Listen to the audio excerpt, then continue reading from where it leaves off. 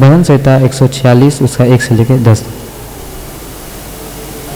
पहला वचन मैं पढ़ूंगा और दूसरा वचन आप लोग पढ़ेंगे और अंतिम वचन हम लोग साथ मिलकर पढ़ेंगे। सबको निकाल लिए। या की स्तुति करो हे मेरे मन, यहोवा की स्तुति कर।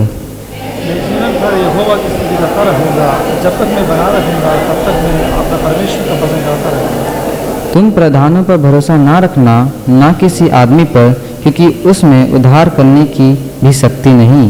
उसका भी प्राण निकलेगा, वह भी मिट्टी में मिल जाएगा और उसी दिन उसका सब कल्पना वो नष्ट हो जाएगी। क्या ही धन्य है वो है जिसका सहायक याकूब का परमेश्वर है और जिसका भरोसा अपने परमेश्वर यहोवा पर है। आकाश और पृथ्वी और समुद्र और उसमें जो कुछ है सबका करता है और वह अपना वचन सदा के लिए पूरा करता रहेगा।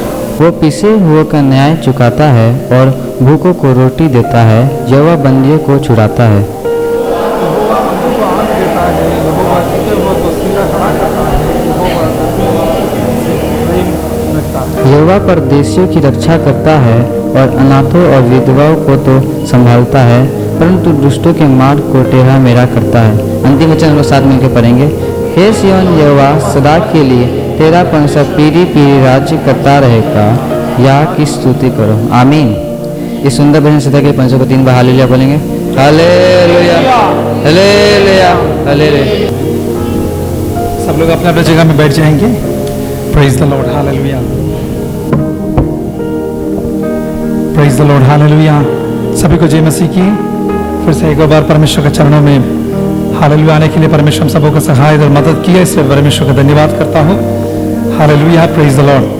आज हम लोग पढ़ा हुआ वचन संहिता 100 प्रेज द लॉर्ड 146 हम लोग पढ़ करके सुना है। उसका खास बात यह है, पहला वचन और अंतिम वचन, दोनों वचन अगर हम मिलकर के हम पढ़ेंगे तो पता चलता है याह की स्तुति करो। अंतिम में भी वही देख रहा है कि याह की स्तुति करो।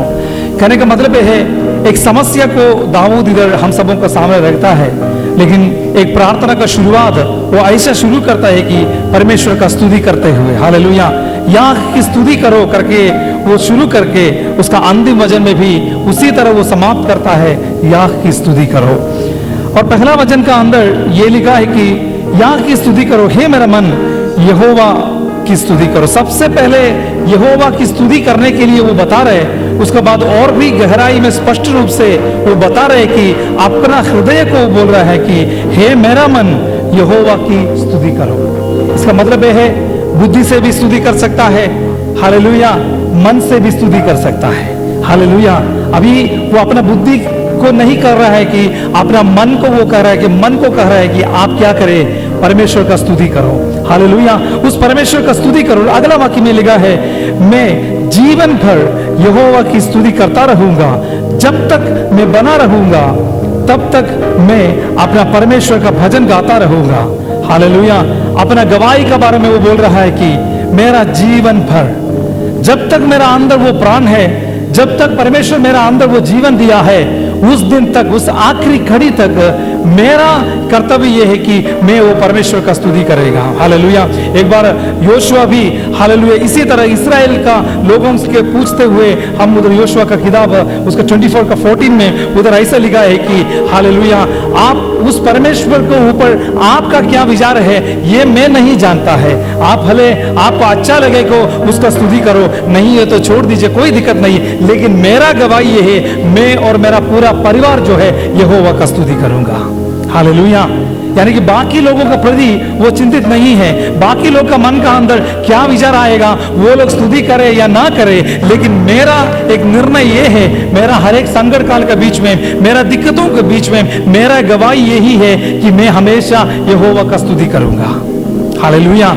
हमेशा जब हमारे जीवन में जब खुशी खुशी चीज आ जाता है, अच्छा अच्छा पद में हम पहुंच जाता है, उस वक्त स्तुति करना आसान है, इजी है, लेकिन संकट काल का बीच में स्तुति करना थोड़ा मुश्किल है। लेकिन परमेश्वर के दास ये कह रहे हैं कि हर पल मेरा जीवन में जब तक जान है, जब तक मेरा अंदर वो प्राण है, जब तक मेरा अंदर जीव है, तब तक मैं परमेश्वर का स्तुति करूंगा, हालेलुया, हालेलुया। चाहे या ये दाखलता में उसको फल ना दे, फिर भी मैं परमेश्वर का स्तुति करूंगा। परमेश्वर का दास वही करता है।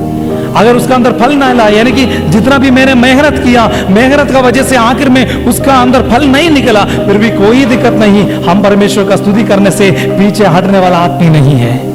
हालेलुया। उसका कारण भी वो बता रहे 3रा वचन में, तुम प्रधानों पर भरोसा ना रखना, ना किसी आदमी पर, क्योंकि उसमें उद्धार करने की भी शक्ति नहीं। और आगे भी लिखा है, उसका भी प्राण निकलेगा, वह भी मिट्टी में मिल जाएगा, उसी दिन उसकी सब कल्पना वो नष्ट हो जाएगी।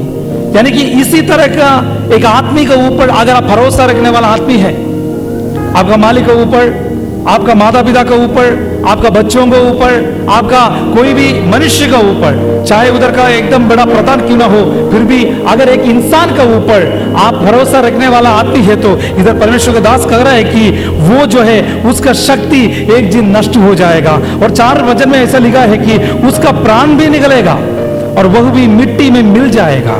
हालेलुया। और उसका दिन, उसकी ऐसा एक दिन आएगा, उसका सब कल्पना वो नष्ट हो जाएगा। हालेलुया। यानी कि हर पल एक आदमी का ऊपर, इस दुनिया, इस धरती का हर एक आदमी के ऊपर आप भरोसा नहीं रख सकता है। हालेलुया। आज शायद अच्छा वचन बोल करके अच्छा मीठा चीज आपका सामने वो प्रस्तुत करेगा और आपका ऊपर वो बहुत ज्यादा भरोसा भी देगा कि आप इतना साल मेरे लिए ये करो, आपको ये मिलेगा। लेकिन ऐसा एक दिन आएगा कि उस दिन वो भी आपका मददगार नहीं बन पाएगा।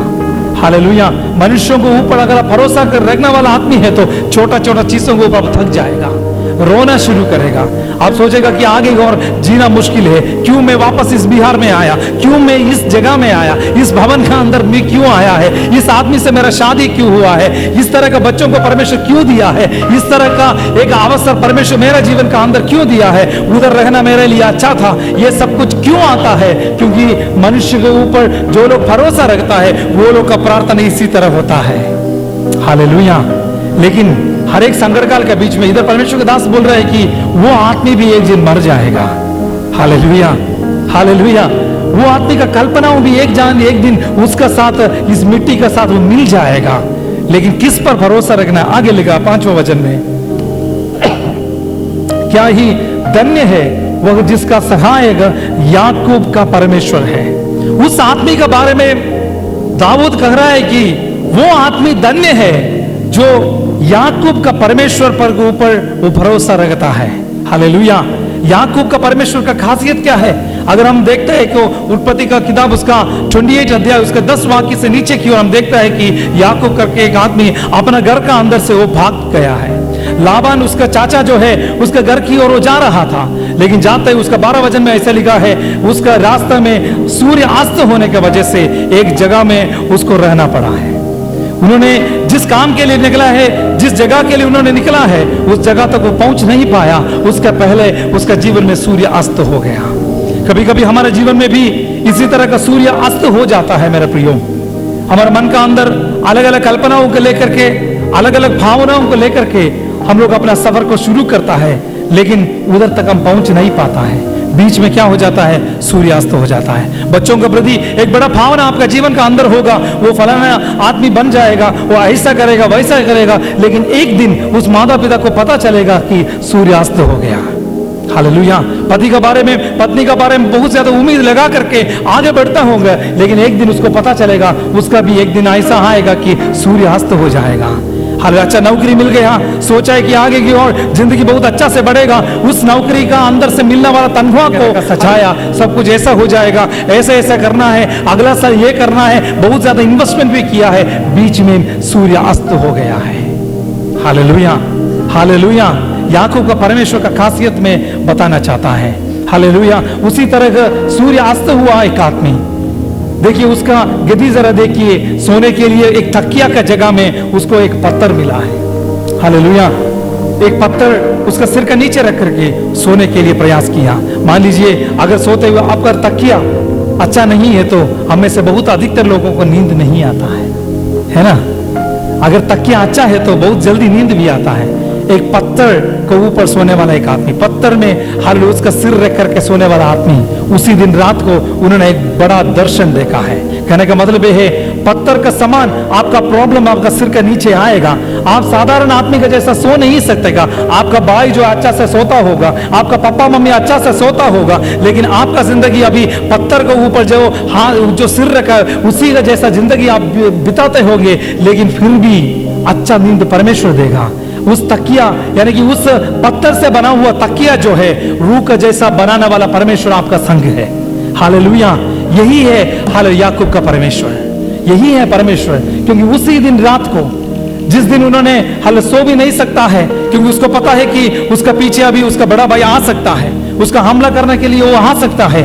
जिस जगह के लिए वो निकला है उस जगह तक वो पहुंचा भी नहीं है। उधर जाने का बाद, क्योंकि उस जमाने में फोन नहीं है, टेलीफोन का सर्विस नहीं है, ऐसा कोई भी सुविधा नहीं है कि बता सकते हैं कि हम आ रहा है करके। उधर जाने के बाद वो लोग उसको स्वीकार करेंगे, उसको पता नहीं है। इस 40 उम्र का अंदर इसी तरह की घटना का अंदर से यहाँ गुजरने के लिए हालेलुया उसका जिंदगी हालेलुया इसी तरह जा रहा था। लेकिन देखिए उसी दिन रात को हालेलुया उन्होंने एक भयंकर दर्शन को देखने के लिए परमेश्वर ने अवसर दिया। हालेलुया, हमेशा हम कहता है ना हालेलुया याकूब का परमेश्वर, हालेलुया अब्राहम का पिता, इसहाक का प्रभु और याकूब का परमेश्वर।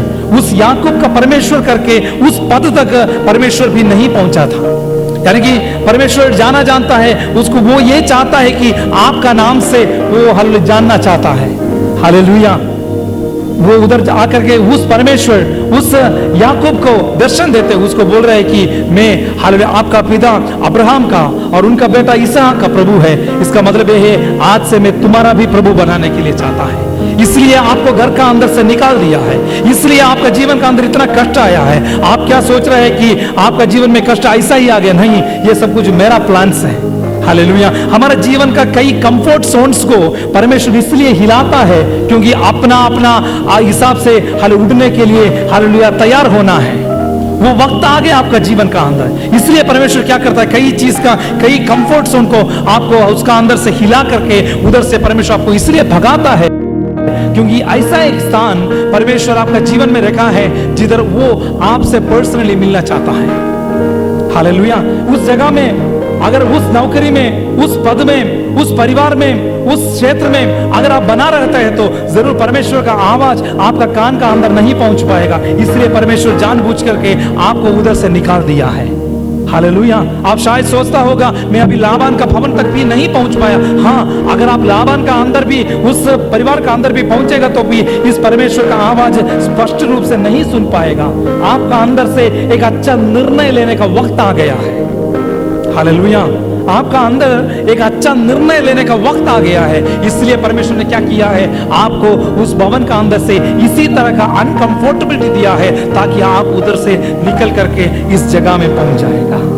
हालेलुया, और सुबह सुबह उठते हुए उन्होंने उस दर्शन देखने के बाद वो बोला कि इस जगह जो है एक भयंकर जगह है, ये जो है परमेश्वर का स्थान है करके उसी दिन उन्होंने हालेलुया गवाही भी दिया है। हालेलुया, आखिर में उन्होंने उसको बदल दिया करके वचन कहलाता है। कहने का मतलब है मेरे प्रियो, परमेश्वर वो जो है याकूब का परमेश्वर हमारा संग है, यानी कि बीच में छोड़ने वाला आदमी नहीं है। हालेलुया, उस घोर अंधकार का अंदर एक भाई जो है, उसका प्राण का अंदर एक भाई जो है, ये है कि उसका अपना खुद का भाई शायद उसको हमला करने के लिए आ सकता है।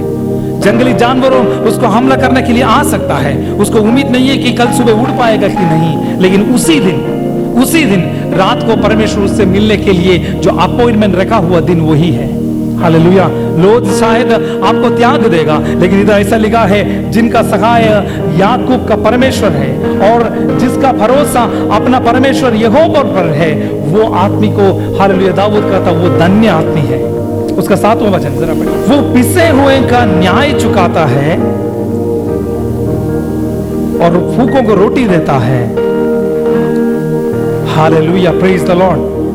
पिसे हुए को न्याय चुकाने वाला परमेश्वर वही है। आपका मन का अंदर उसी तरह का अवस्था से आप गुजर, पिसे हुए मन वालों का निकट परमेश्वर आता है।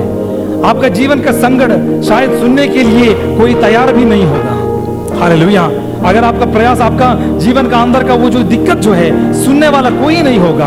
आपका मन का ओरिजिनलिटी, आपका सही अवस्था क्या है, वो शायद आपका बगल में जो सोने वाला उसको भी, आपका पति को, आपका पत्नी को भी नहीं पता होगा।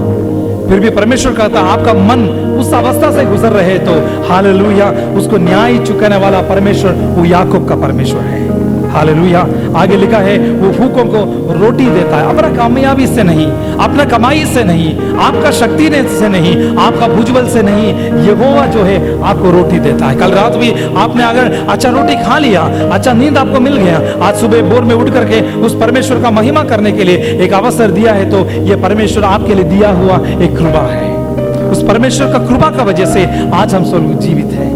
वो जो कुछ भी रोटी हम लोग खाता है ना, वो सब कुछ परमेश्वर का दया का वजह से ही। बहुत ज्यादा ऐसा भी बहुत ज्यादा लोगों हैं जो हालेलुया खाना पीना का सब कुछ व्यवस्था है लेकिन खा नहीं सकता है। अच्छा चीज घर का अंदर बना है, अलग अलग बीमारी का वजह से कोई भी चीज खा नहीं सकता है। हालेलुया। कई लोग ऐसा भी है, बहुत ज्यादा धन दौलत सब कुछ है लेकिन हालेलुया हॉस्पिटल में है, अलग आईसीयू में है, और डॉक्टर्स जो उन लोग के लिए जो बताता है वो ही खा सकता है। हालेलुया।